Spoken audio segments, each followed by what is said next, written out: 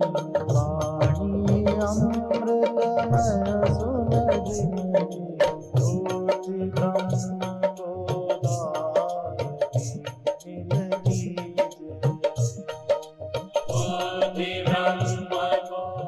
श्री राम जय जय राम।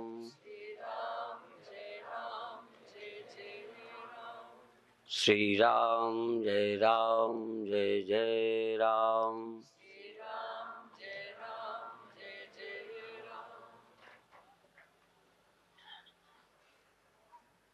हम लोग उनका भी स्मरण करते हैं जिन्होंने उस सत्य को आत्मसात किया है, या जो उस सत्य में रहकर इस संसार में आकर काम करते रहे। उन तीर्थंकरों को, गुरुओं को, अवतारों को, पीरों को, पैगंबरों को भी हम स्मरण करते हैं। भगवान राम मानव जीवन के एक सुंदर मॉडल है। मनुष्य कैसा बनना चाहिए उसके एक उदाहरण है। भगवान राम धर्म के साक्षात विग्रह है, इसलिए हम उनका नाम लेके कथा शुरू करते हैं। कभी कभी हम भगवान कृष्ण का स्मरण करते हैं इस वंदना से, वसुदेव सुतं देवम कंस चाणूरमर्दनम देवकी परमानंदम कृष्णम वंदे जगद्गुरुम। वसुदेव देवकी के पुत्र, कंस चाणूर आदि राक्षसों के वध करने वाले, बाहरी और भीतरी, और जो जगत गुरु हैं।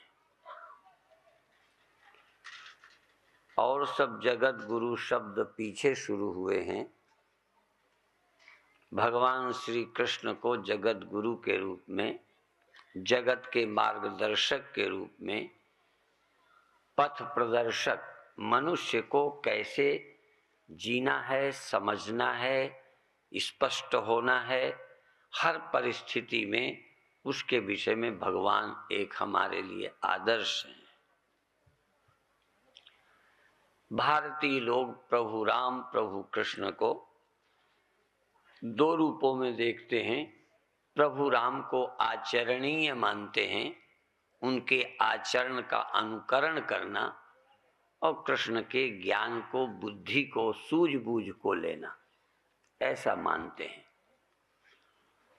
क्योंकि कभी कभी अच्छे लोगों ने जो किसी कारणवश काम किए हैं, बुरी प्रकृति के लोग उनके उस अंश को जल्दी पकड़ लेते हैं, पर उनकी गहराई तक जाने की कोशिश नहीं करते।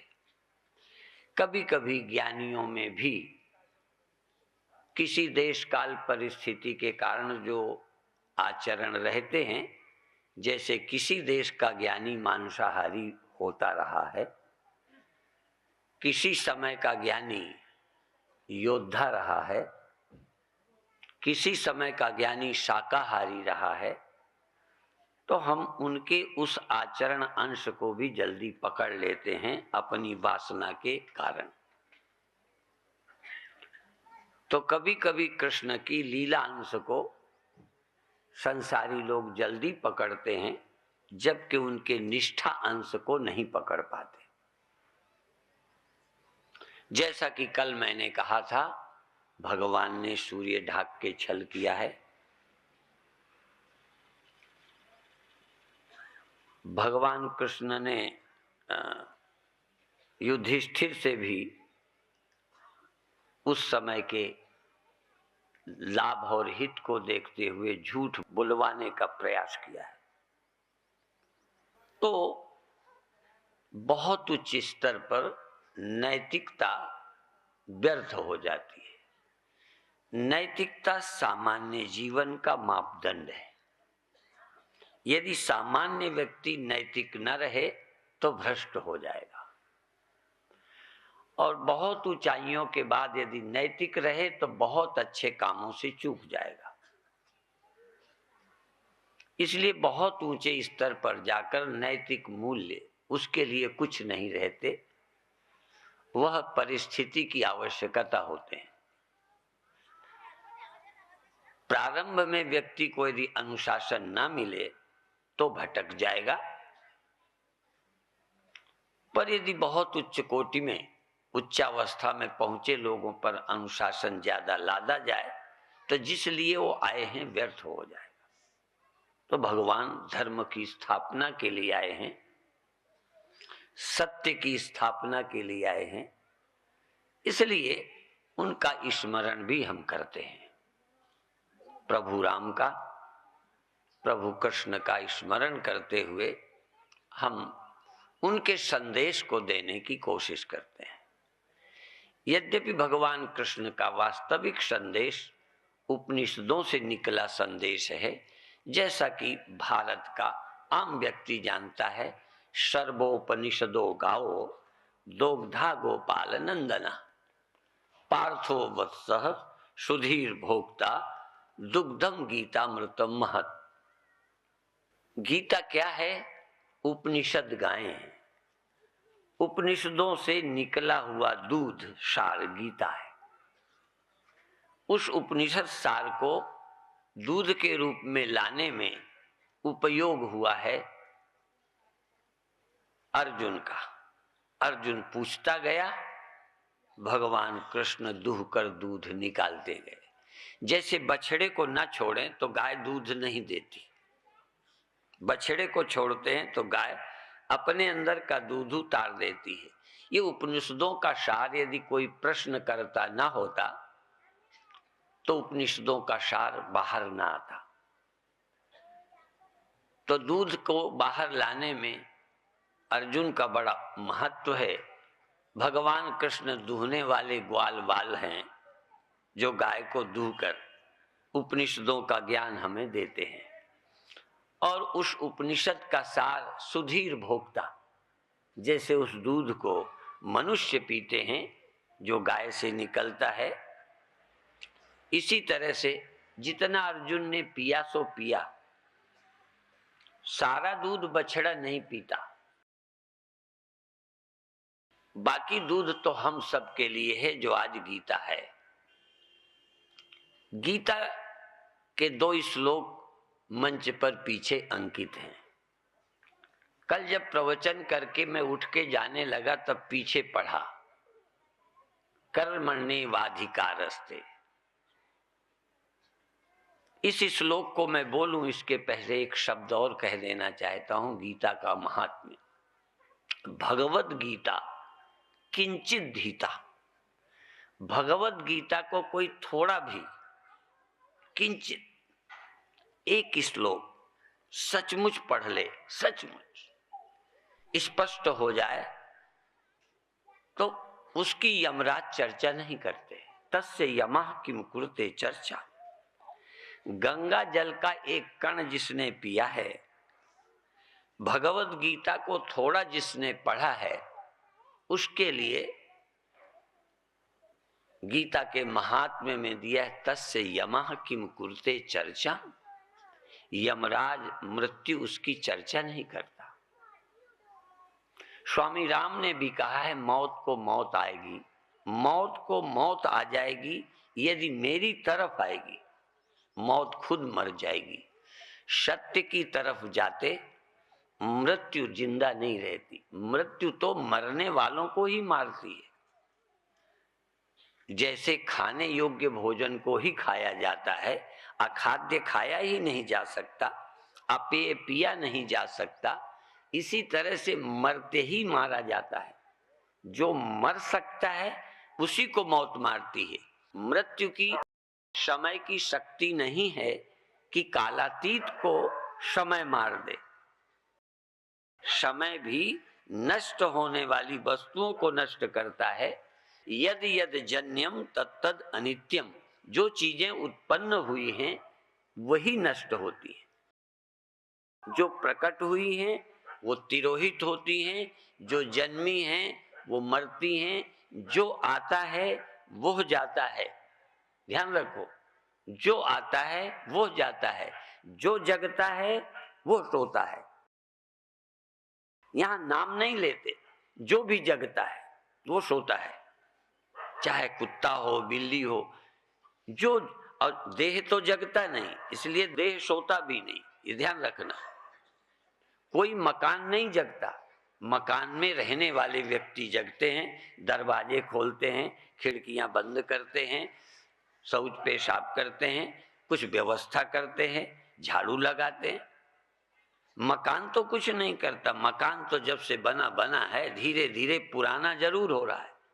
जगने सोने का काम मकान नहीं करता, मकान में रहने वाले करते हैं। इसी तरह जगने सोने का काम शरीर नहीं करता। कार न सोती है न कार जगती है। ड्राइवर कभी कभी चलाते हुए सो भी सकता है, सो जाता है, एक्सीडेंट होते हैं, ड्राइवर सावधान होता है।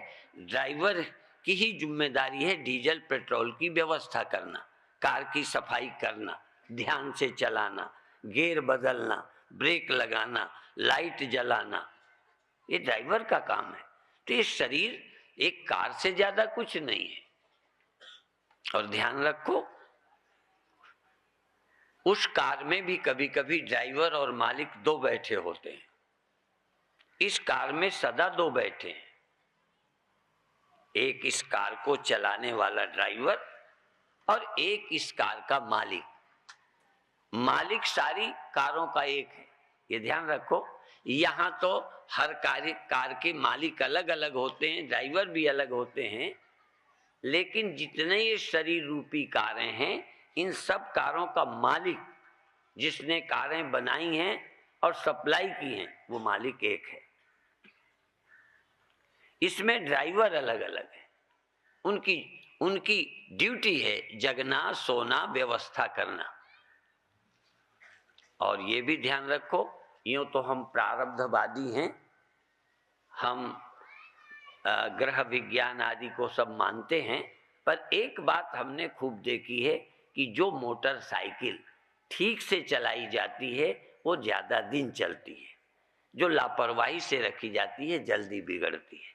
इसलिए ये शरीर यदि ठीक से इसका उपयोग करोगे तो ये दीर्घायु होगा, ठीक होगा, स्वस्थ होगा, नहीं तो ये गड़बड़ करेगा। तो शरीर का ध्यान रखना ये पहला हमारा कर्तव्य है। पर जगना सोना ये जीव का स्वभाव है, जगता है तो देह के काम करने लगता है। जब आप सोए होते हो तब श्वास तो चलती है, खून तो रक्त की गति, रक्त संचार होता है, हार्ट बीटिंग, हार्ट की गति रहती है, लेकिन तब तुम अपनी बुद्धि से, मन से कोई कर्म नहीं करते हो।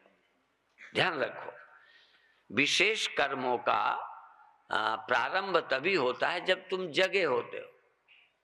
बाकी शरीर पड़ा है, सोया और मोया, मरा, लगभग बराबर। पेड़ और मनुष्य सोया बराबर। जब हम सोए होते हैं तो जैसे पेड़ है, पेड़ भी बढ़ता है, सोए सोए बढ़ता है।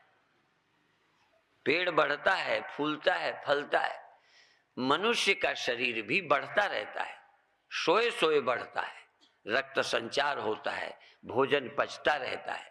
वो तुम पर निर्भर नहीं है। यदि भोजन का पचना, शरीर का बढ़ना, हार्ट की गति, रक्त संचार तुम पर निर्भर होता तो बहुत बार अभी तक सब कुछ रुक गया होता। एक बात और ध्यान रखें, फिर भी तुम्हारे भय का, शोक का, दुख का प्रभाव रक्त संचार पर पड़ता है। ये हार्ट अटैक, ब्लड प्रेशर, अन्य कई रोग ये इसलिए होते हैं कि जब तुम इसके भीतर रहने वाले डर जाते हो, दुखी हो जाते हो, तो रक्त का परिवर्तन, रक्त की गति में परिवर्तन आ जाता है, भोजन के पचने का सिस्टम बिगड़ जाता है। इसलिए जितना ही व्यक्ति शांत होगा, निर्मल होगा, उतना ही स्वस्थ होगा। पहले योगियों की पहचान की जाती थी स्वास्थ्य से या दीर्घायु से। कुछ लोगों को छोड़ दो, शंकराचार्य 32 वर्ष की उम्र में ही शरीर छोड़ गए। शंकराचार्य को रोग भी हुआ, रामकृष्ण परमहंस को भी कैंसर हुआ, बड़े बड़े महान संत भी रोगी हुए। लेकिन वो भी रोगी क्यों हुए?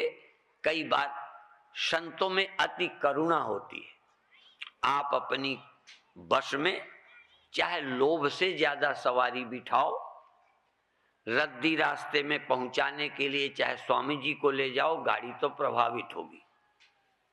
चाहे लोभ लालच से ज्यादा सवारी बिठाओ, तो संत महात्मा करुणा से,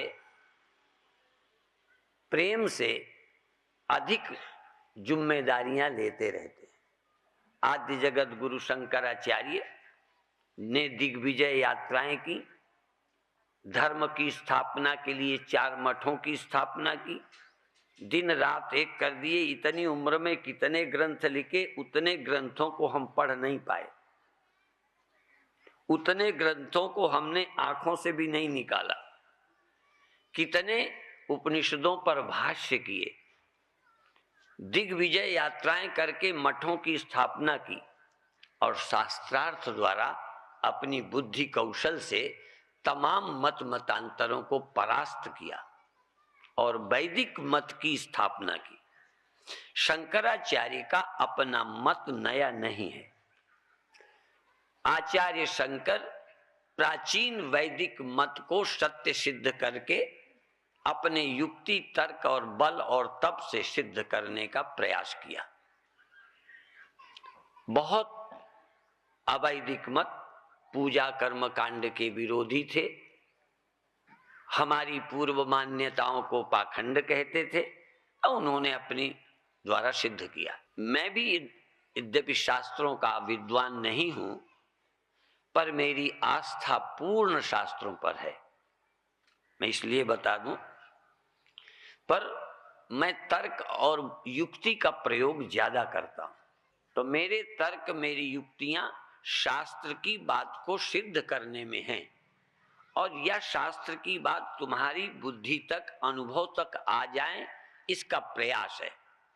मुझे कोई नया पंथ निर्माण करने की आवश्यकता और इच्छा नहीं है।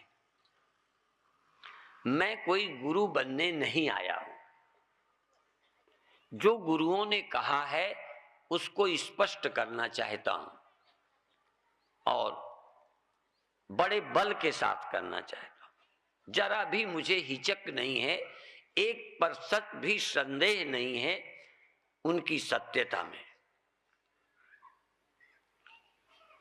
मैं फिर एक बात कह दूं, किसी कोने में भी उपनिषद की सत्यता पर मुझे संदेह नहीं है, 1% भी।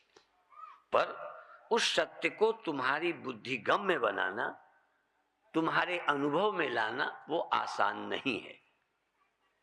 आप भी यदि मेरे साथ चलें, आप भी, कबीर साहब ने एक जगह कहा है, अब कोई चले हमारे साथ, अब कोई चले हमारे साथ, गाड़ी भाड़ा कछु न लागे, सीधा कटा दें पास, अब कोई चले हमारे साथ। आपको कठिनाई तो नहीं पड़ने देना चाहता, ज्यादा आप पर बोझ नहीं डालना, आपकी कोई परीक्षा नहीं करनी, पर इतना तो है, आपकी लगन चाहिए, आपकी अंदर से तैयारी चाहिए। आप उस सत्य को समझना चाहते हैं, सत्य का अनुभव करना चाहते हैं, क्योंकि सत्य का विज्ञान ही मुक्ति है। ये जितने बंधन हैं, लगभग भारत के सभी ग्रंथ, ये तो कहा ही मानव सोया हुआ है, स्वप्न देख रहा है। रामायण स्वप्न कहती, गीता स्वप्न कहती, अन्य ग्रंथ स्वप्न कहते। ये जो हमारी अनुभूतियां हैं, ये स्वप्न की तरह हैं। जैसे स्वप्न की अनुभूतियां जागने से ही विलय होती हैं, ऐसे ही सत्य विज्ञान से ही ये भ्रमात्मक अनुभव असत्य लगने लगते हैं।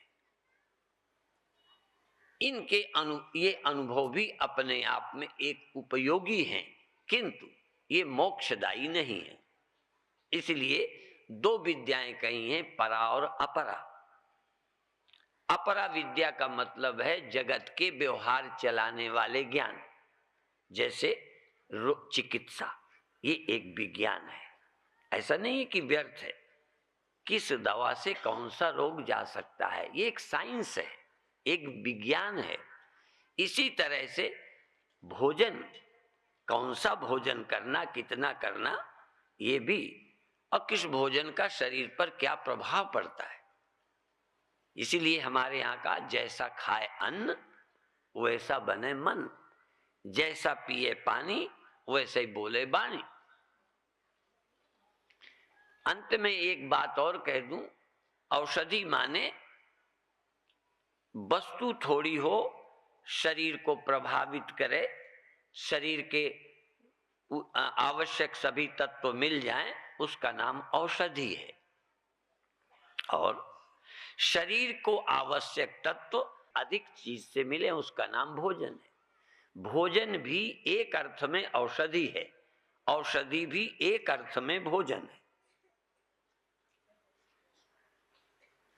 औषधि और भोजन में मौलिक भेद नहीं है, एक में क्वांटिटी अधिक है और उससे वो तत्व मिलते हैं। भोजन माने हमारे शरीर को जो चाहिए वो अधिक चीज से हमें मिले, औषधि माने थोड़ी सी चीज से वो तत्व मिल जाए, बस। जो लोग भोजन को केवल रसना का स्वाद मान के खाते हैं वो कायदे से आत्मघाती हैं।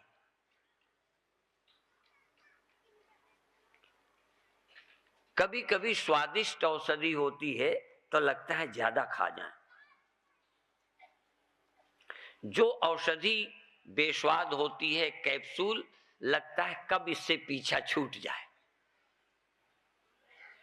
जब औषधि में स्वाद नहीं होता तो कम खाने को मन करता है, और औषधि स्वादिष्ट होती है तो अधिक खाने को मन करता है। भोजन भी सुस्वाद और अस्वाद होता है।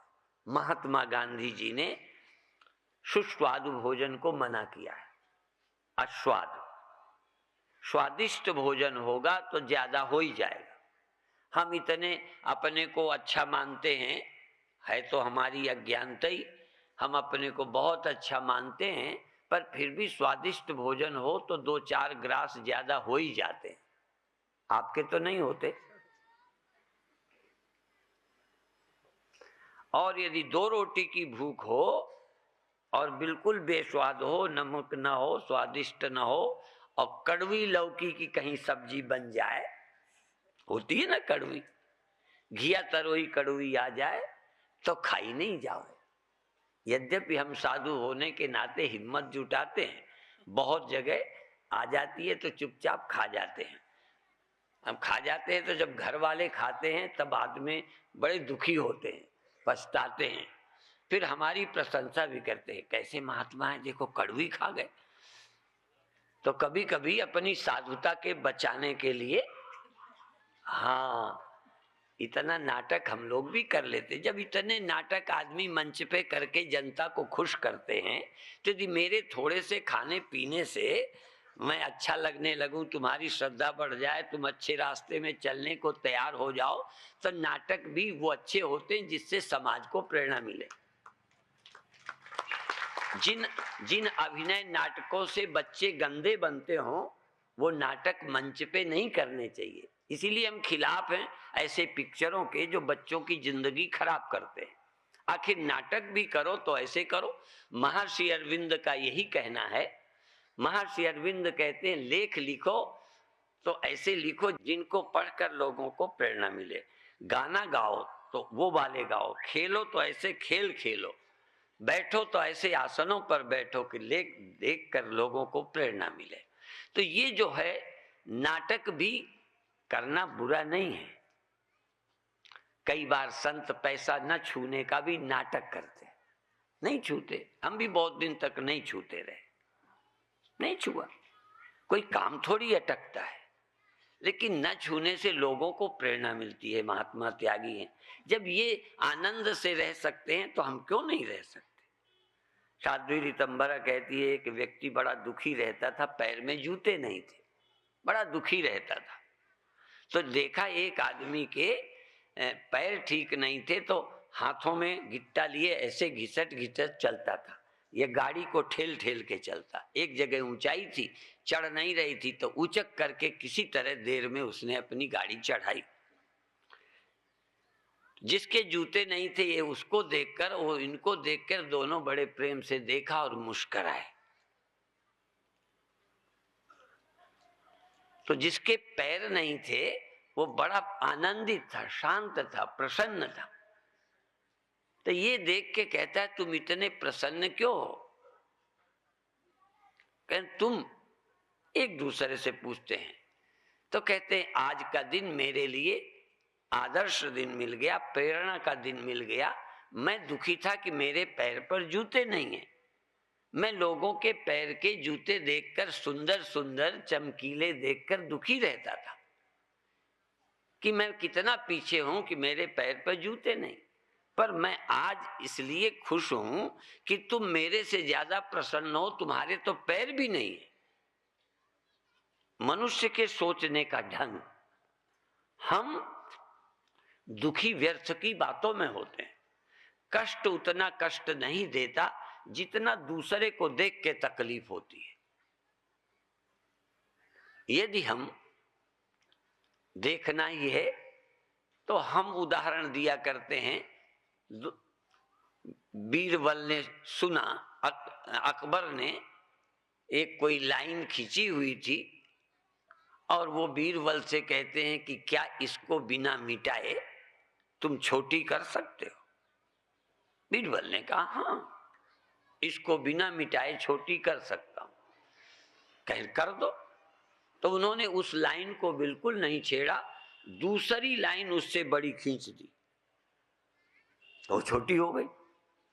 बिना उसको मिटाए छोटी कर दिया। तो किसी बड़े आदमी को छोटा करने का बड़ा सरल गणित है। तुम्हारी बिल्डिंग के पास अच्छी बिल्डिंग बना दो, तुम बेकार हो गए। मैं हंसी में कहना चाहूं, व्यंग में, तो तुम्हारी नानी मर गई, तुम्हारा बड़प्पन गया, तुम्हारी खुशी गई। तुम्हारी खुशी को हटाने में देर क्या लगती है? हम वहां खड़े हैं, उन नासमझों की लाइन पे खड़े हैं कि हमको दुखी करने में हमको बिना छेड़े लोग दुखी कर सकते हैं। यदि हम बुद्धिमान होते तो हम ये चुनौती करते कि हमें तुम दुखी करके दिखाओ, हमें छोटा करके दिखा दो। जो किसी धन पे नहीं खड़ा, जो अपने आप में धन को जोड़ता नहीं, प्लस और माइनस कुछ भी नहीं, उसको कौन बड़ा करेगा, कौन छोटा करेगा? भगवान राम को वनवास दे दो या गद्दी दे दो, तिलक कर दो। राम न बड़े होते हैं न छोटे होते हैं। प्रसन्नताम या नगताभिषेकतस तथा न ममलौ वनवास दुःखतः मुखाम्बुज श्री रघुनंदनस्य में सदा तुषा मंजुल मंगल प्रदा। राम राज्य आने से बढ़ते नहीं। यदि राज्य मिलने से बढ़ते तो राम कुछ भी नहीं है। राम की कोई वैल्यू नहीं, पद की वैल्यू हो गई। पद से राम बड़े हो गए। जो राम पद से बड़े होते, वो पद के जाने पर राम छोटे हो जाते। राम इसलिए राम हैं कि उनको कोई बड़ा नहीं कर सकता, उनको कोई छोटा नहीं कर सकता, क्योंकि वो स्वयं हैं। अस्तित्व को बढ़ाने की ताकत किसी में नहीं। मिट्टी को आप घड़ा बना दो तो मिट्टी उतनी, घड़ा फोड़ दो तो मिट्टी उतनी। मिट्टी को बढ़ाने का कोई उपाय नहीं है। जल को बढ़ाने घटाने का कोई उपाय नहीं है। कितनी नदियां मानसून बन करके, बादल बन के बरस जाएं, सागर उतना ही। कितनी नदियां मिल जाएं, सागर उतना ही। आपूर्यमाणम अचल प्रतिष्ठम समुद्र मापा प्रविशन्ति यद्वत् तद्वत् कामा यम प्रविशन्ति सर्वे स शांति मापनोति न काम कामी। तो अब मैं पीछे के श्लोक पर जाता हूं। कर्मण्येवाधिकारस्ते, कर्म में अधिकार हो। ये श्लोक ज्ञानियों पर ही घटित होता है। ये अज्ञानियों का श्लोक नहीं है। जो स्थित प्रज्ञ हैं, ज्ञानी हैं, जागृत हैं, उनका है। कर्मण्येवाधिकारस्ते, अर्जुन तेरा कर्म में अधिकार है, होना चाहिए।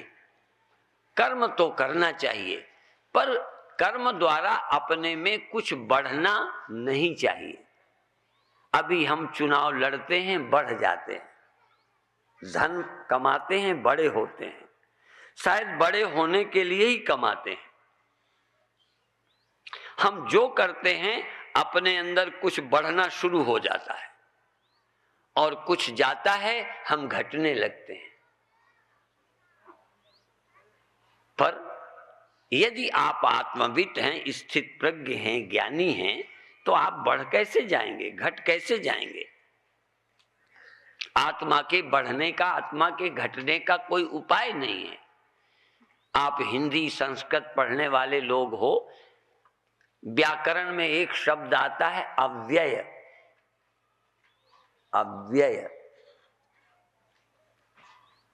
अब अव्यय शब्द है कि अव्यय कुछ होता है? जरा आप अपने जीवन के अनुभव में देखो, अव्यय नाम की कोई वस्तु है जिसका व्यय नहीं होता?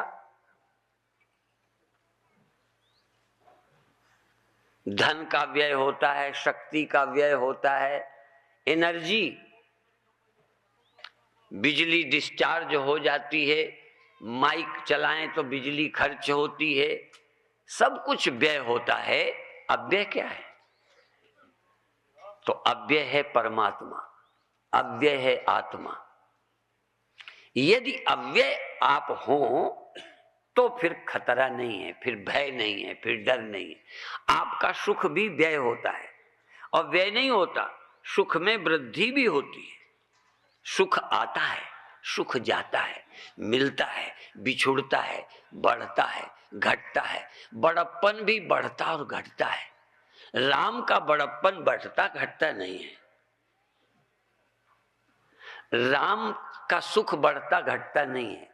इसीलिए संत विनोबा जी ने बहुत कहीं कहीं साहित्यिक दृष्टि से दोष बताया। वो कहते हैं, यहां पर श्लोक में लिखना चाहिए था प्रहष्टताम या नगताभिषेकता। राम हर्ष को प्राप्त नहीं हुए। हर्ष को, हर्ष होता है कुछ पाने से, राम को हर्ष नहीं हुआ और राम को कुछ जाने का विषाद नहीं हुआ। राम तो सदा ही प्रसन्न, प्रसन्न चित्त।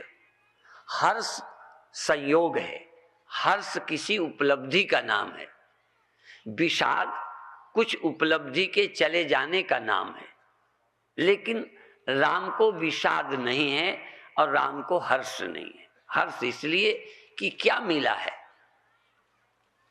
मैं कभी कभी पूछा करता हूं, पूछता रहता हूं कि यदि 500-500 के नोट और 100-100 के नोट और 1000-1000 के नोट मैं सभा में बांटूं, आज सपोज कल्पना कर लो, आज मैं बांटूं, किसी को 1000 का नोट, किसी को 500 का, किसी को 100 का मिला,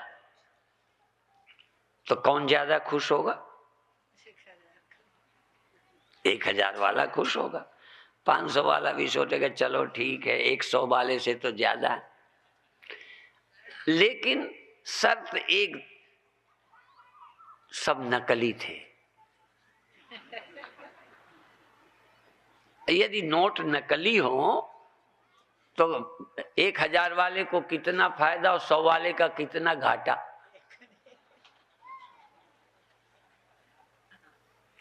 जिस दिन हम ये जान जाएंगे कि ये जो वस्तु है ये वास्तविक नहीं है, सिर्फ प्रतीति है, इसका कोई वैल्यू नहीं है, उस दिन हर्ष और विषाद, लाभ हानि, जय पराजय, जो गीता का सिद्धांत है, वो आपके जीवन में आएगा। और तब लाभ क्या? इसीलिए लाभ क्या? यम लब्ध्वा चा परम लाभ मन्यते नाधिकम तथा। लाभ है तो केवल आत्म लाभ, सत्य लाभ, ब्रह्म लाभ, प्रभु की प्राप्ति ही परम लाभ है, जिसमें हानि नहीं है और सब लाभ हानि में बदलते हैं।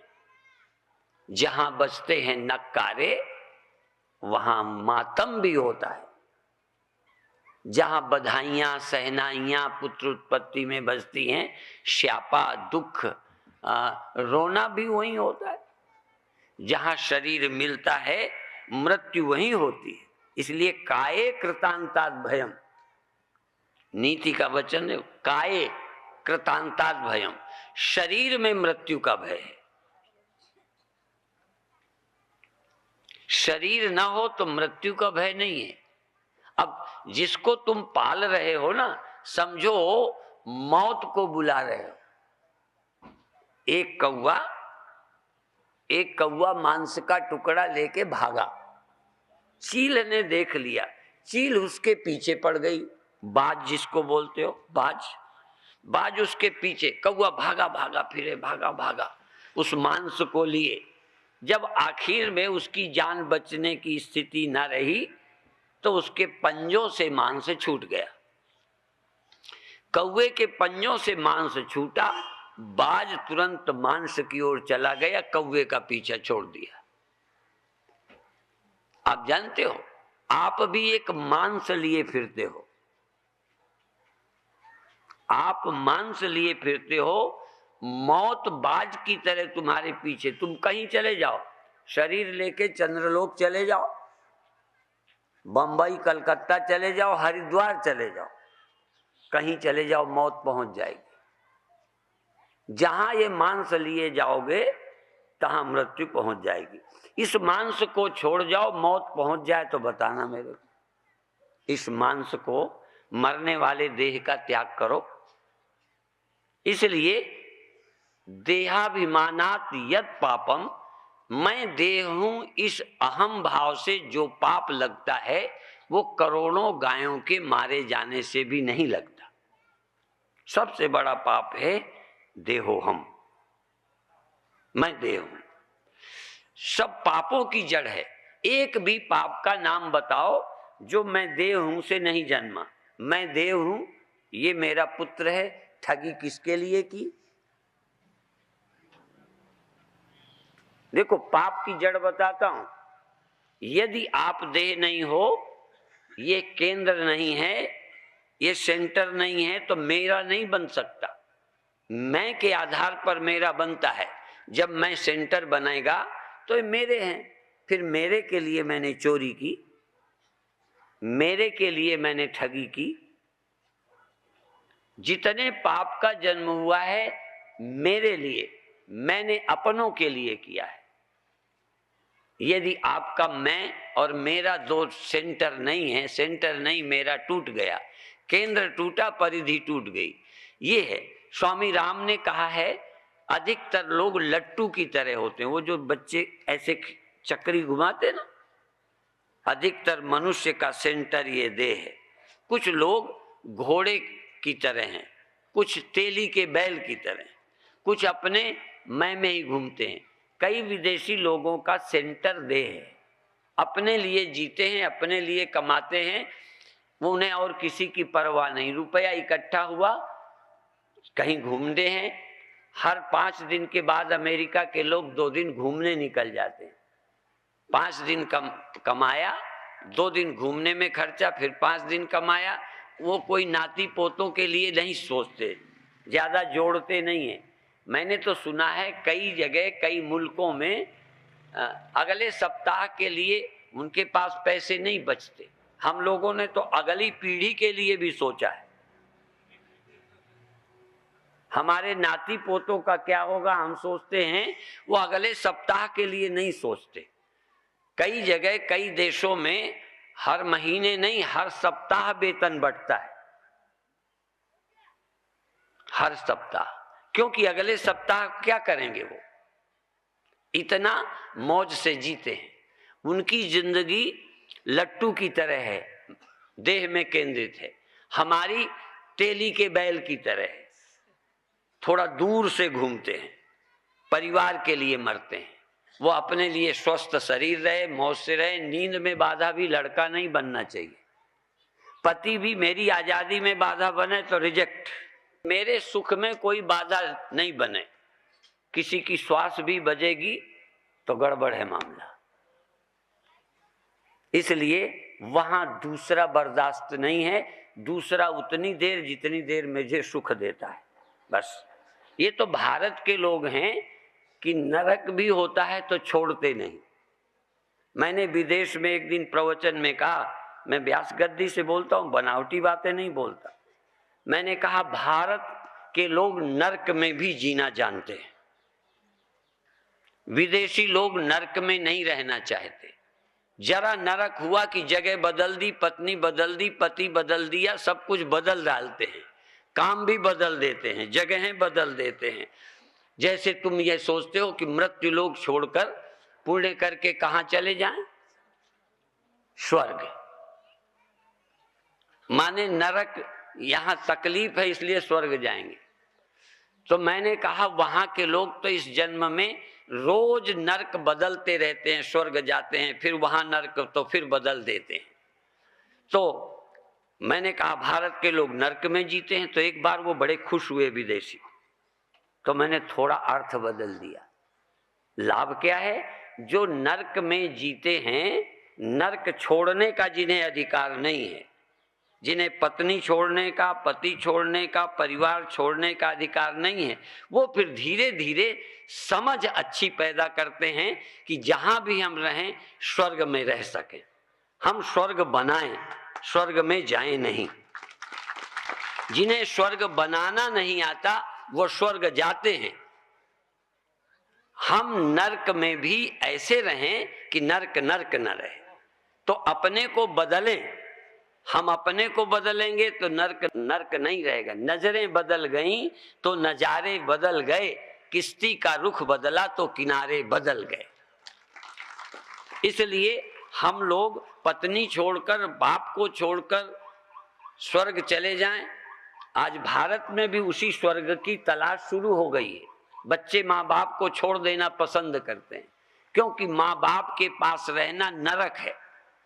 हमारी आजादी में बाप बाधा है। हम जैसा जीना चाहते हैं बाप नहीं जीने देता, या फिर बाप को आजादी से नहीं रहने देते बच्चे। तो पहले के लोग छोड़ते नहीं थे, कहीं ना कहीं रास्ता निकालते थे समझ का। हमको भी देह छोड़कर अमर होने का, आत्महत्या करके नहीं जाना। हमको इस देह में रहकर सोचना है हम कौन हैं। लोग तो सोचते मर जाएंगे बस मोक्ष मिल जाएगा। हम लोग नहीं मानते कि मर जाओगे तो मोक्ष मिलेगा। उन्हें मर जाने पर भी मोक्ष नहीं मिलता जिनकी समझ विकसित नहीं है। हम लोग ये मानते हैं कि मृत्यु से पार होना यही संभव है। यही मृत्यु किसकी होती है, दुख किसे होते हैं, मैं हूं कौन, इससे मेरा क्या संबंध है, इसका विचार करें। मैं क्यों रोता हूं, क्यों दुखी हूं। तो परिवार छोड़ देना ये लक्ष्य नहीं है। देश छोड़ देना, घर बार छोड़ देना लक्ष्य नहीं है। इसलिए नवें गुरु जी ने कहा है, सिख समाज के नवें गुरु गुरु तेग बहादुर जी महाराज, काहे रे बन खोजन जाई, सर्व निवासी सदा आले पातोई संग समाई। उप मध्य ज्यों बास बसत है, मुकर मध्य जस छाई, तैसे ही हरि बसे निरंतर, घटई खोजो भाई, बाहर भीतर एको जानो, ये गुरु ज्ञान बताई। परमात्मा वहां रहता है, यहां नहीं रहता। परमात्मा हमारे देश को, हमारे घर को, भंडारा को छोड़ गया है, मेरे को छोड़ के रहता है। एक तरफ हिंदू कहता है परमात्मा सब जगह रहता है। देखो, मैं भी उसी हिंदू समाज में जन्मा हूं, उसका मैं शिकार रहा हूं। हम गांव में रहे, जब भी लोगों ने कहा उसकी जैसी मर्जी, ऐसे करते उसकी जैसी मर्जी। ये चौथे आसमान, सातवें आसमान की बात इस्लाम की देन है। हमने कहीं नहीं कहा कि वो सातवें या चौथे आसमान में रहता है, वो सर्वत्र रहता है। हाँ, चौथे शब्द का जिक्र है, लेकिन वो चिदाकाश है, वो चौथा आकाश है। चित्ताकाश, भूताकाश, चिदाकाश। असल में आकाश शब्द का प्रयोग चेतन के लिए किया गया है, तो भ्रम पैदा हो गया, चौथा आकाश, सातवां आकाश। तो हम लोग जब ऊपर हाथ उठाए, यहां मुस्लिमों का बहुत दिन राज्य रहा। संघ के लोगों की जब मैं बात सुनता हूं, शायद एक शब्द उर्दू का उनके बोलने में नहीं आता, पर मैं बोलता हूं, संघ विद्यालयों में बोलने जाता हूं तो 10% मेरे से उर्दू ही निकलती है। हमने कभी उर्दू नहीं पढ़ी, उर्दू का अक्षर कभी पढ़ने नहीं गए, उर्दू की एक अक्षर हमें लिपि नहीं आती, लेकिन हम जहां जन्मे, जहां रहे, वहां अभी तक रजिस्ट्री में उर्दू से ही रजिस्ट्रियां होती हैं। तो हमारे दिमाग में वही, अब देखो दिमाग निकल गया, दिमाग ये हिंदी नहीं है, बात समझ में। तो हम आदि उर्दू बोलते हैं। तो ये जो हमारे बुद्धि में आया है ऊपर, ये ऊपर भगवान नहीं रहता। जब तुम्हारे ग्रंथ ये कह रहे हैं सब में परमात्मा रहता है, तो ऊपर का ख्याल कहाँ आ गया, कैसे आ गया? कैसे तुम्हारी बुद्धि में धंस गई बात कि ऊपर रहता है? हाँ, ऊपर शब्द का प्रयोग है, जैसे इंद्रियों से ऊपर, विषयों से ऊपर इंद्रियां, इंद्रियों से ऊपर मन, मन से ऊपर उत्कृष्ट बुद्धि, बुद्धि से परे ऊपर उत्कृष्ट परमात्मा है। ऐसे शब्दों का प्रयोग है। तो हम जिस समाज में रहते हैं, हम भ्रमित हो जाते हैं, हम उन शब्दों के शिकार हो जाते हैं।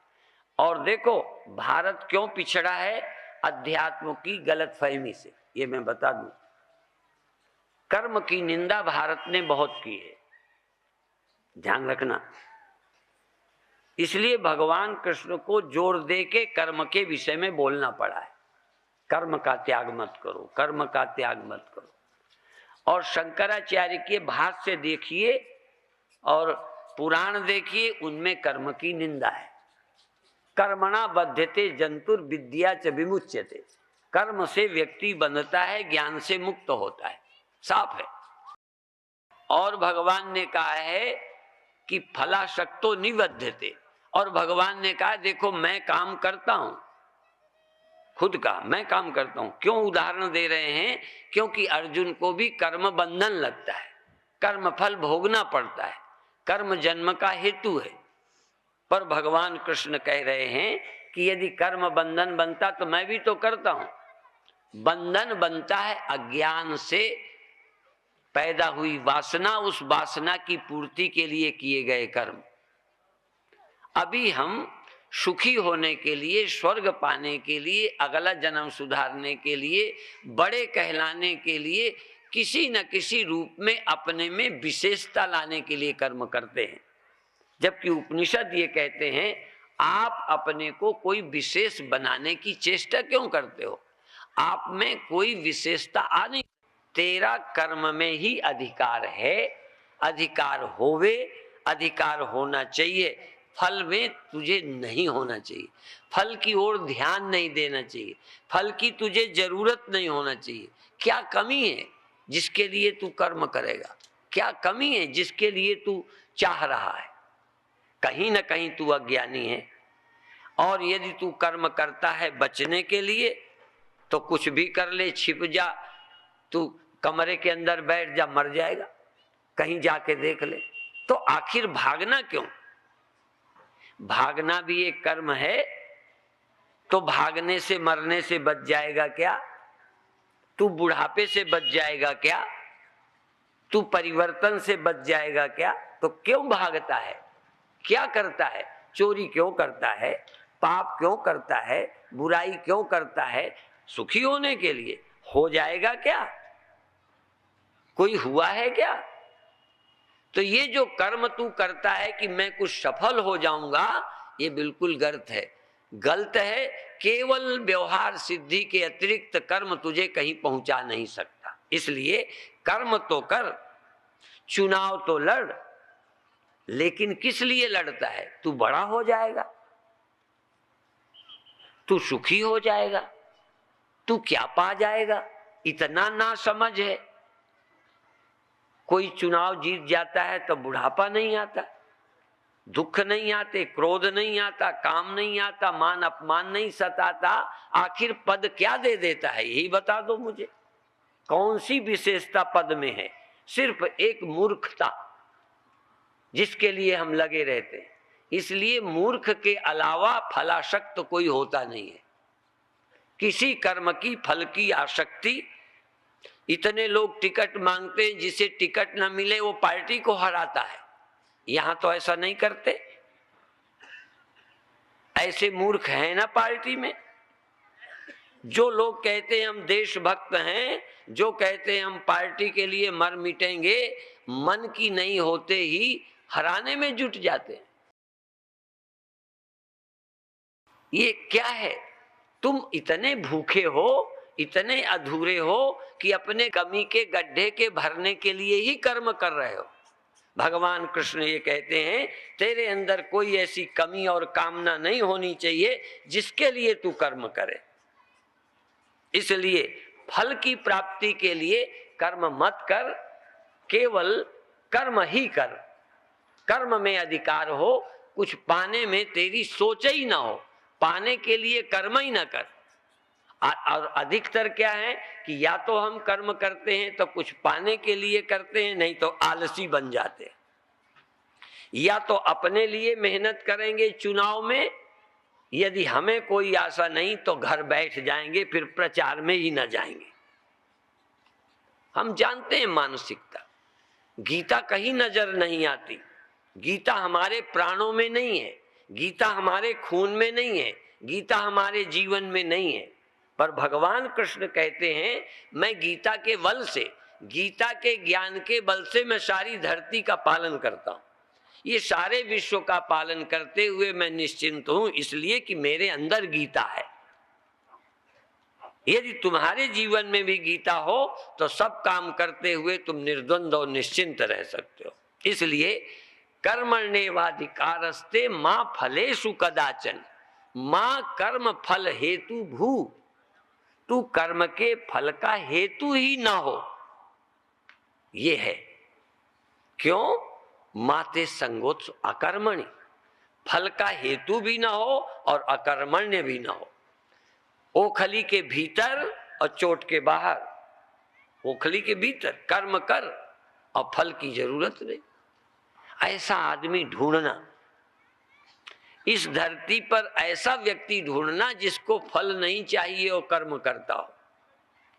यदि मेरी दृष्टि से कोई पूछे तो मुझे लगता है गीता का पैदा किया मनुष्य होना चाहिए। ये मनुष्य के खून से पैदा हुए मनुष्य दो कौड़ी के हैं। गीता जिसको पैदा करेगी वही मनुष्य इस सृष्टि के काम का होगा। गीता हमें जन्म दे, गीता हमें भाव दे, गीता हमें दृष्टि दे, गीता हमें सोच दे। हम गीता के अनुसार जिएं।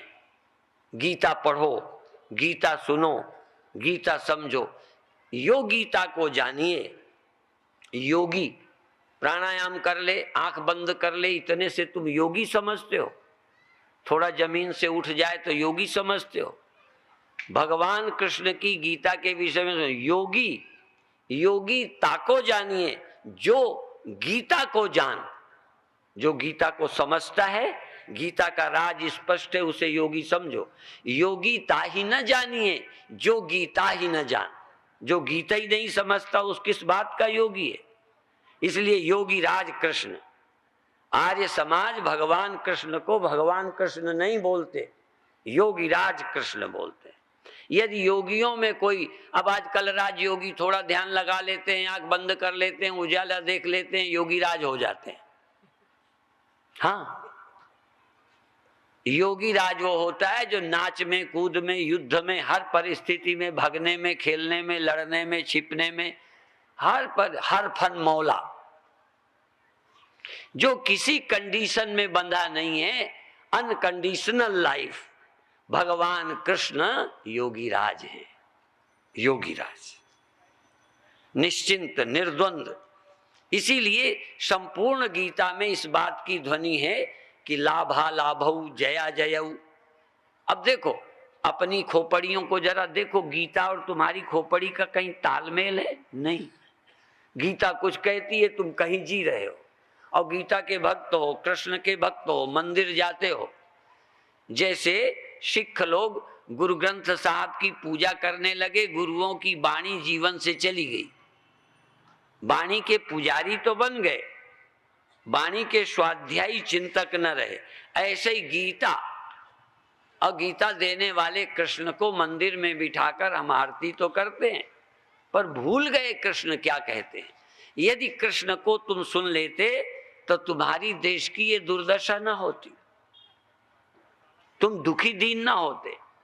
और मैं कहता हूं कि यदि इस देश में कुत्ते, बिल्ली, जानवर, पशु, पक्षी भी गुजारा करते हैं तो कल अभी कहा जा रहा था, मनुष्य होकर तुम गुजारे के लिए रोते हो, कहीं ना कहीं या तो काहिल हो।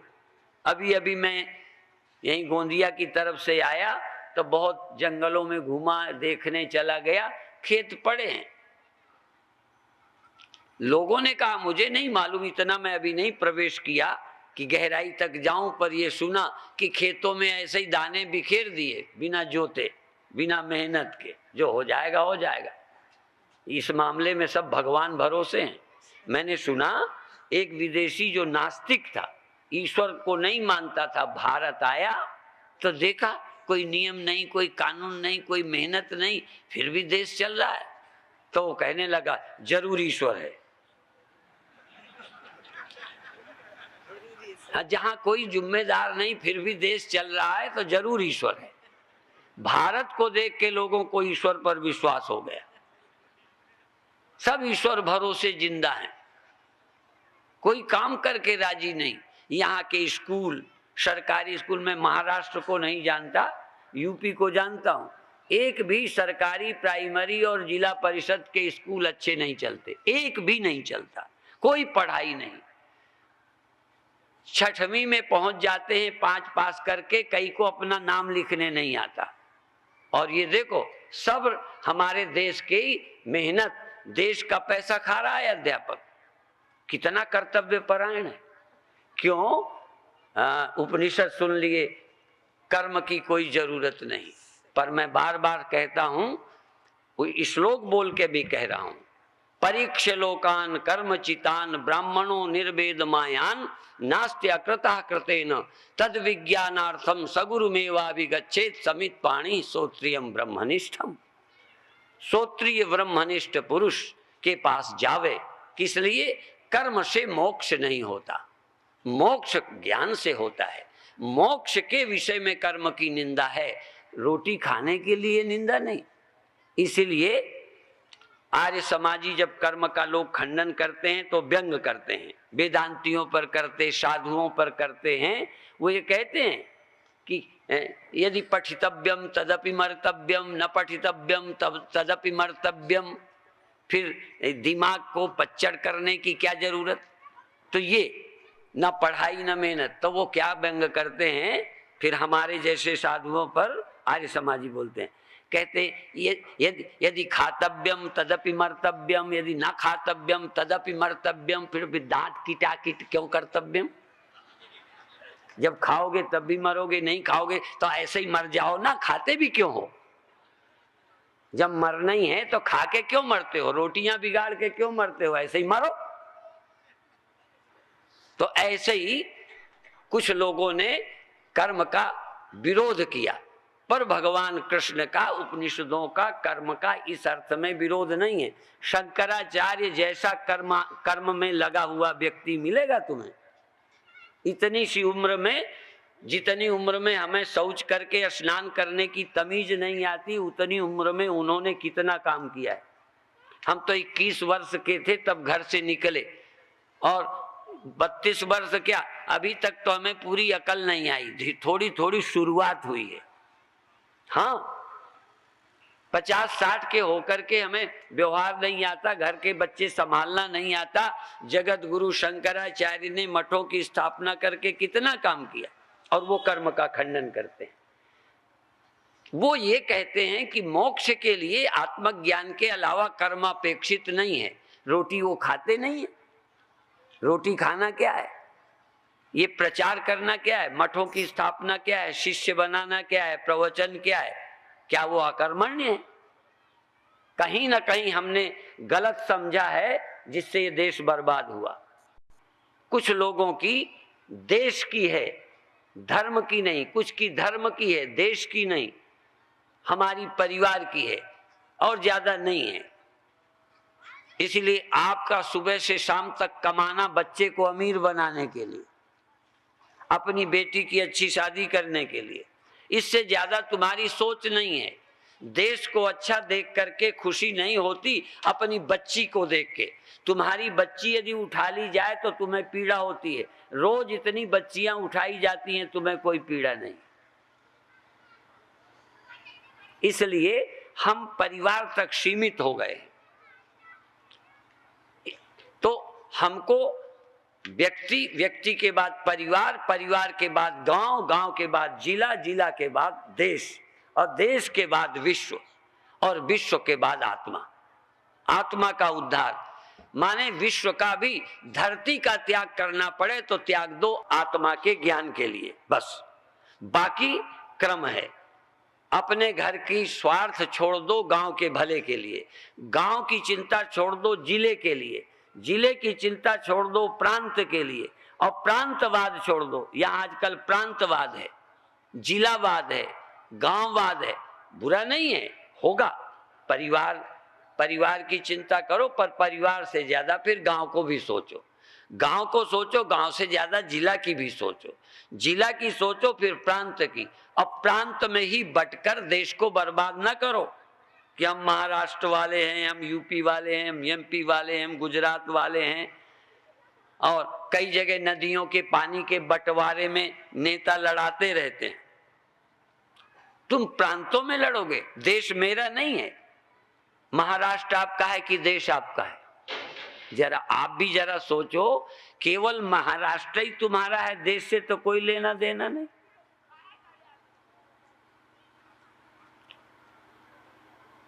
इस तरह से हमारा देश पूरा है, और अंत में पूरा देश ही नहीं, लेकिन तुम विश्व धर्म की बात पहले करते हो, विश्व में शांति हो, विश्व का कल्याण हो। अभी गांव का तो हो नहीं रहा, विश्व कल्याण की बातें कर देते हो, एकदम उड़ जाते हो, ऊंची बात करते हो, ठिकाना जरा भी नहीं। विश्व शांति हो, अभी तो महाराष्ट्र शांति नहीं है। ये जो ज्यादा ऊंची बात कर लेना बातों तक, जैसा कि अभी स्वामी अनुभूतानंद जी कह रहे थे ना, मनस्सेकम वचस्सेकम कर्मण्येकम महात्मना। तो हम विश्व के विषय में तब सोचें, बुरा नहीं है, लेकिन राष्ट्र समृद्ध हो तो विश्व सुनेगा। जिस देश का ही हिसाब बिगड़ा हो, विदेश तुम्हारी कौन सुनेगा? वो तुमने एक कहावत सुनी है ना कि एक पिता ने अपने बच्चों को कहा, बेटे चलो, सब खड़े हो गए, चलो कांस काटे। वो कांस काटने चले गए, उन्होंने कहा और काटो, काटे गए, उनका बांधो, बांधने लग गए। इतने में एक पेड़ पर भूत छिपा था, भूत सुना, भूत छिपा। वो उतर के आया, कहते क्या कर रहे हो? कह ये किस लिए काट रहे हो? तो उन्होंने कहा तेरे बांधने के लिए। एक मत से कहा, तो उन्होंने कहा मुझे मत बांधो, तुम क्या चाहते हो बोलो, तुम जो मांगना चाहो मांगो। तो उन्होंने सोना वोना मांग लिया, तो खूब भूत ने सोना दे दिया। अब ये बात जब आए, घर बदल गया, सोना खूब आ गया। लोगों को पता चला ये कांस काटने गए थे और ऐसा ऐसी घटना घटी तो भूत ने दे दिया। तो दूसरे पड़ोसियों ने सोचा कि अपन भी चलते हैं। ये कहानी हमने प्राइमरी में पढ़ी। अब वो दूसरे भी गए तो कहता है ए काटो, कहता है अभी मैं पेशाब कर लूं फिर काटूंगा। एक कहता है अभी और काटो, कहते हैं बस इतना बहुत है। उनका बांधो, कहते हैं अभी अभी तो शुरू किया, क्यों बांधे, और अभी काटेंगे। तो थोड़ी देर में भूत आया, कहता है क्या कर रहे हो? कहें तुम्हारे बांधने के लिए। तो भूत कहता है पहले अपना घर बांध लो फिर मुझे बांधना। देश के भले के लिए तुम तो चार आदमी इकट्ठे नहीं हो, विश्व कल्याण की बातें करते हो। जिस दिन भारत एक मत हो जाएगा तुम विश्व के गुरु हो जाओगे। तुम में विश्व गुरु बनने की क्षमता है, पर तुम्हारे को जातियों में, पार्टियों में, मजहबों में बांटकर लड़ा दिया गया है। जो तुम कर सकते हो नहीं कर पा रहे, इसलिए देश का भला और विश्व का भला तुम कर सकते हो, पर एक बात की, जातियों में हम नहीं बटेंगे, पार्टियों में हम नहीं बटेंगे। राष्ट्र हित और आत्म उद्धार दो हमारे जीवन के लक्ष्य हैं। हम आत्म उद्धार करेंगे और देश का भला करेंगे, और कुछ हमारी इच्छा नहीं। हम किसी पार्टी में रुचि नहीं रखते, किसी जाति में हमारी रुचि नहीं, किसी मजहब में नहीं। हमारा दो है, एक परमात्मा का विज्ञान और स्वस्थ शरीर और अच्छे काम करना। बस अच्छे काम करना, मुझे क्या लेना, मुझे स्वर्ग नहीं जाना। हाँ, प्रहलाद स्वर्ग के द्वार से लौट आए, स्वर्ग जाने का आया, कह मैं नहीं जाता, मेरी माता यहाँ, मेरे पिता यहाँ, मेरे दोस्त यहाँ, मैं स्वर्ग में क्या करूंगा। जब तक सब नहीं जाए मैं अकेला जाने को तैयार नहीं। यहाँ तो अकेले अकेले तुमको नंबर आ जाए, विदेश का पासपोर्ट बनता हो, वीजा ईजा बनता हो, तो यहाँ के दस्तावेज भी दे दोगे। अपने स्वार्थ के लिए तुम देश को बेच सकते हो। इसलिए मैं कहता हूं कि हम स्वार्थ ही नहीं, हम बिकें क्यों। हम विश्व के विरोधी नहीं हैं, विश्व की शांति के लिए हम सोचेंगे। ये लोग जो आते हैं, ये बार बार वहां कहते हैं कि आपको विदेश में बड़ी जरूरत है, ये कहते हैं विदेश में जरूरत है। तो आपसे इतना ही निवेदन कि कर्म किस लिए करते हो, कर्म से क्या कर लोगे, शरीर बचा लोगे कि घर बचा लोगे, क्या बचाते हो। जो बचे रहने वाला सत्य, उसका विज्ञान करके निर्भय हो करके देश के समाज के काम में लगो।